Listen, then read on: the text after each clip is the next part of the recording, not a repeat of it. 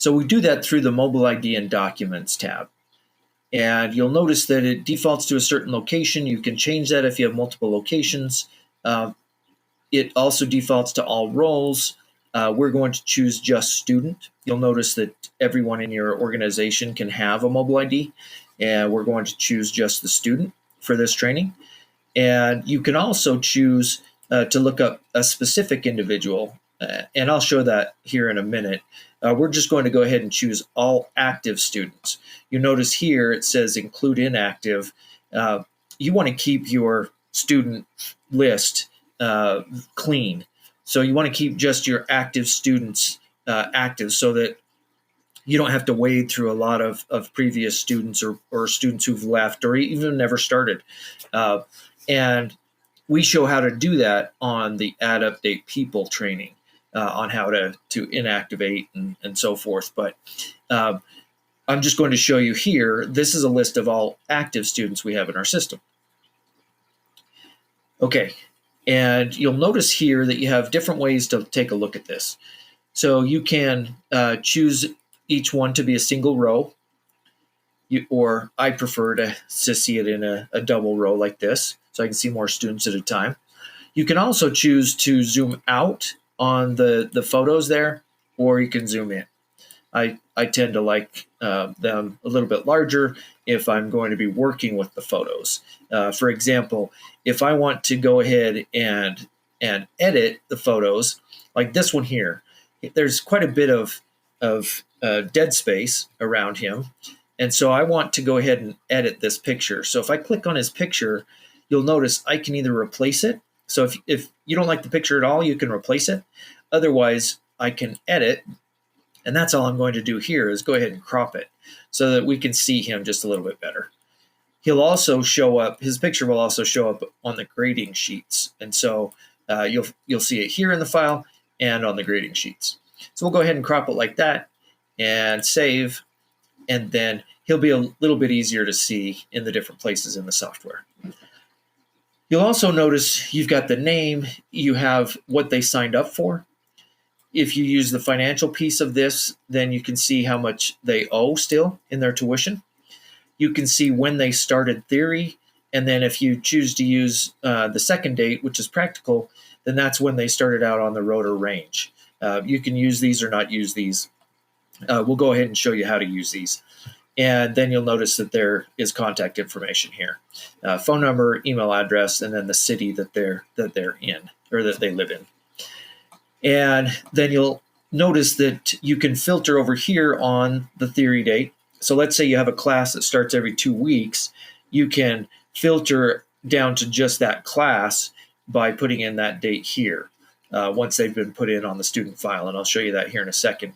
And then you could also filter down to those who have their same on the road date or on the range.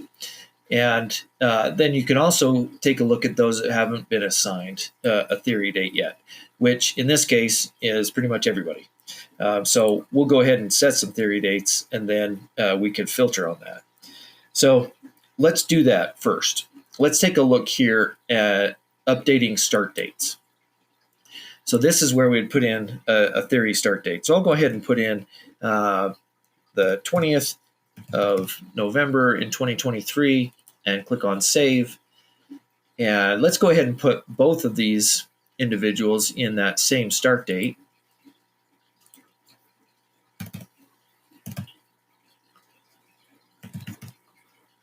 And we'll go ahead and remove this practical date and save. Okay, so now if I went in here and I filtered on just that start date, then I should get just these two guys. And that way you can just take a look at those classes at a time, if that's the way you want to look at it. Okay, so we'll go ahead and go back to go and choose everybody that's active. And then other things that you'll see here, this is kind of interesting. It won't really impact you very much, but you'll notice these green bars here. You see a red bar here. What that is Microsoft. We use a Microsoft feature that actually goes ahead and judges the photos that we've put in here to say whether or not it's acceptable or not. It kind of assumes based on some criteria like do they have glasses? Can you see the photo well? Do they appear clear? And it will mark them. It will initially mark them green or not. So this one you notice is green. That's because it's assuming that's a pretty good picture. And these others have been approved, and that's why you don't see those. This one is marked red because there is no picture, and so don't be surprised by those colors that come up there. That's what those mean. And then now let's take a look at the documents. This is going to be the student file. Okay, so you're taking a look at the list of documents that this student has, and they have access to this same list on their side. When we do the mobile ID training, when you look at that, you'll see how students also can see that and add into that. But this right here is the management side. So if you choose in your way of using the software, if you choose to upload the files yourself, then this is where you can take these and scan them in. For example, you could take their CDL permit and go ahead and you could do one of two things. You can either upload it. So if you've already scanned it onto paper, you could upload that into the file, or you could just take a picture of it. And that's what most people do. So set it on the desk, take a picture of it, and that goes right into the file. So either one you can do that with, and that will put it in the files. For example, if I choose to upload a file, let's say that the front of their driver's license or their permit looks like this, and then I go ahead and save, then that is right there in their file. So if I click on it, I can see a picture of that. And that way I could print it if I want, or do whatever I need to do with it. And that will be the same for all of these pieces. You can either take a picture or upload a scan of it. We recommend taking a picture of it so you don't have to do double the duty, right? Where you scan it onto a piece of paper and then put it into the file. But you can do it either way. You'll notice that this right here, this contract, has a fill and sign feature on it. That comes up when when you're connected to DocuSign. So if I were to click on fill and sign here, this would take me out to DocuSign, where I would complete the document, the signatures and everything. And then once I'm done, it will come back and replace the contract here. Now, keep in mind, we're in the management side of this, and that's not how we're going to do it.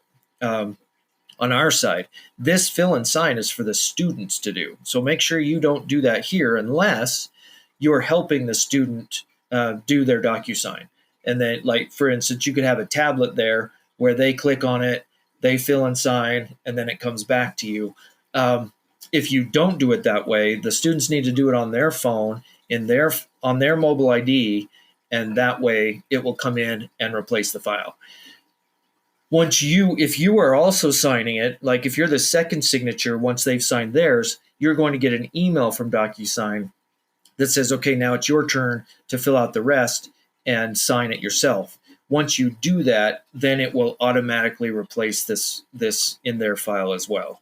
So just make sure that you have that straight. Reach out to School Vision if you need more direction on how to do DocuSign. You'll also notice that once you do have a document in there, that you can remove it. The students can't remove it on their side, but you can remove it on your side. If it's a terrible picture and you need to replace it, then we recommend just go ahead and remove and have the student do it again, or you put in a new one again.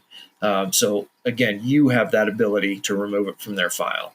So the whole purpose here is to make sure that you have one of each one of these, whatever you need to have in the student file, and so that it's a complete file. And that's how you're able to do that.